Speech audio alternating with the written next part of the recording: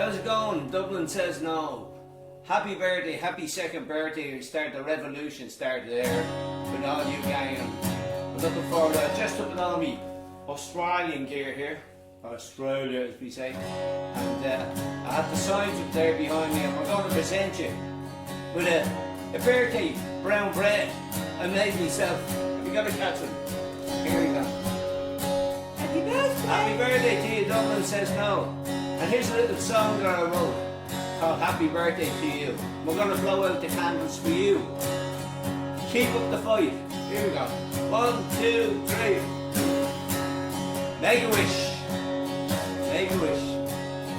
Here's your birthday song. I'd like to say today's a special day. It's the day that Dublin said no.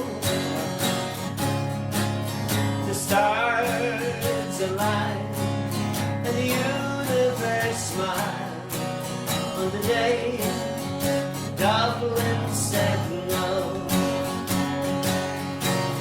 So happy birthday to you, my friends, and thanks for all that you do. Yeah, happy birthday to you, my friend, for sharing the posts on Facebook. When you called to say, how was my day? Well, it tells me how much you care. Your beautiful posts light up the night, and all the love and the laughter we share. Here we go now, happy birthday. Happy birthday to you, my friends, and thanks for all that you do. Yeah, happy birthday to you, my friend, for sharing the gift that is you. The sound of your voice brings a smile to my face. So happy birthday to you. Yeah, the world's a better place for your presence and grace. So happy birthday, happy birthday, happy birthday to you. Happy birthday. Dublin Says No. And thanks for asking me to share this moment with you, because I was all excited and delighted about it, you know. And I'm part of the diaspora. Do you remember the diaspora? Mary Robinson and the diaspora. Nobody knew what a diaspora was. There was people going into pubs saying, I'll have a diaspora and Coke, please. Everybody was wanting. Nobody had a clue what it. I had to look it up in the dictionary, you know, and all that, you know. Being a man that was half educated myself, you know, a bit like Mick Wallace, couldn't speak Oscalia, only little bits and pieces here and there. What an Amadon that bloody Enda Kenny is, huh? To carry on. And us coming from one of the greatest races of people on this planet. You know, we got a history that goes back thousands of years. You know, we got fantastic history. We got incredible people, and we can never forget that, you know. We can never forget our history. The magic of Newgrange. There is nothing like it in the world, you know. And, you know, they demeaned us, you know. But we have our arts. We're incredible people. We got our music. We got our poets. We got our tradespeople. We got our gold and silversmiths. We got our IT people. We got our bankers. Oh, I better not mention them. But anyway, the thing about it is that we have all this talent, all the tradesmen all over Australia here. They're building Australia. Just being back from New Zealand there, you would have seen from me posts. And you look at New Zealand, and there's 5,000 Irish men and no doubt women rebuilding Christchurch after the earthquake, you know. Irish people want it all over the world. And the big question I have to ask is, why doesn't it work in Ireland? We got one of the most fertile lands on earth, right? Should be feeding half the planet. and it's bankrupt. So what's the story here, Rory? You know, what is the story? And you look at this incredible country, you know, and I ended up in Sydney 30 years ago this year. And anyway, in a bad old state, wondering how did I get there? You know, how did I get to Sydney 30 years ago? And leaving my family behind and everybody, you know. And I started rebuilding, you know, and I ended up going to a shrink, and he said, if it wasn't for the Catholic Church, he says, my waiting room would be empty, you know.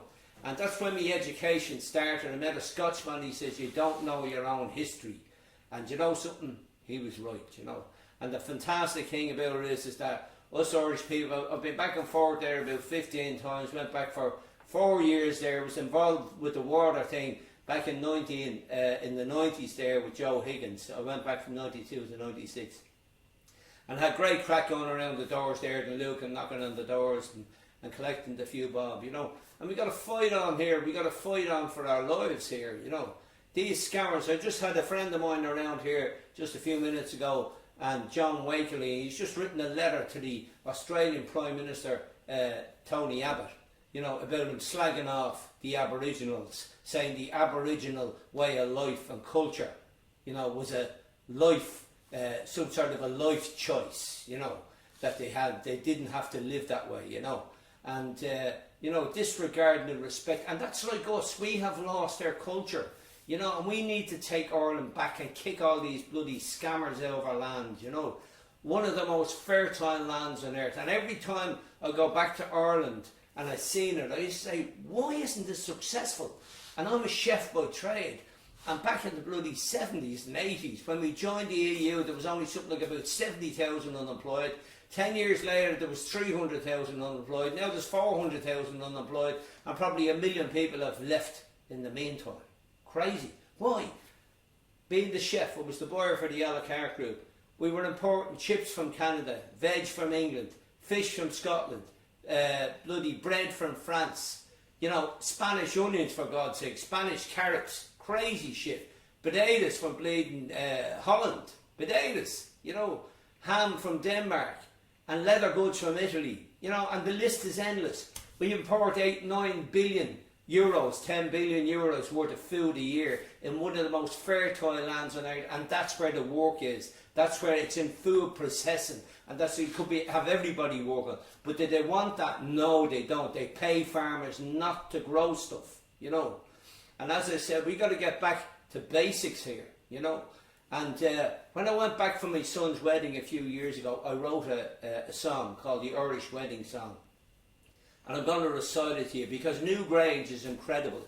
And when all these foreign leaders came to Ireland, when they all came, like Reagan, you know, Obama, you know, Merkel, and all these people, Tony Blair, all these people, John Major, now, where did they bring them? To the pub. The Queen of England came to Ireland a couple of years ago. Where did they bring her? To Guinness's, right? And here we have a building that predates the pyramids. And the laws of physics are written on the stones. It's pantheism, and that's our religion. Pantheism, right? And all this was there. And when you walk into the tomb, it's in the shape of the woman's anatomy. You know, it's the cross, the ovaries, the entrance, the ovaries. And that's where the cross comes from, you know. It's an Irish thing, not a Christian thing, you know. And we got to get back. And I wrote this poem, this wedding song, and it goes like this. We are gathered here together in this moment and this space to bear witness and to celebrate the joining together of husband and wife as they set out on the journey along the road of life. And as we stand here on this sacred spot where the boats they came ashore, oh, the ancient Irish, 10,000 years or more, and their spirits, they are with us yet. Sure, I can hear them say, may God's love be about you and guide you on your way. You're the wind that shakes the barley, you're the cross within the tomb, you're the flight of the wild geese, you're the rising of the moon, you're the flowers out on the burn, it's a newborn baby's cries, you're the mountains, rivers, lakes and streams beneath an Irish sky. Yes, you are the ancient Irish, the cross within the tomb, it's babies keen and Alex, fruit of their mother's wombs. You're the hurler, the piper, the rosin on the bow, it's the rhythm of life as she ebbs and flows. The wonders of creation, the salmon in the pool, the essence of the love that permeates this room, and the riddle of the universe was carved upon the stones. When you comprehend the oneness, you can never walk alone. So Bobby and Aoife, as you set out on the road, have no fear about you, no matter where you roam. The Trinity of life was carved upon the stones by the ancient Irish all those years ago. You see, and that's who we are. That is us. And we got to take our pride back. We got to take our dignity back. We got to take our power back from these people, not carrying the people, the suits in Brussels. That's why we all have bad backs, because we're carrying all these tossers, you know. The politicians, you know, they get elected and then they can't drive a car. There's Michael D going around waving to people, and the Enda fella and the John one. Oh wait, what, did they forget how to drive? Did they forget how to drive a car when they get elected? You know, and all their dinners and their expense accounts. And you would have seen me later song there, Drunkards in the Doll.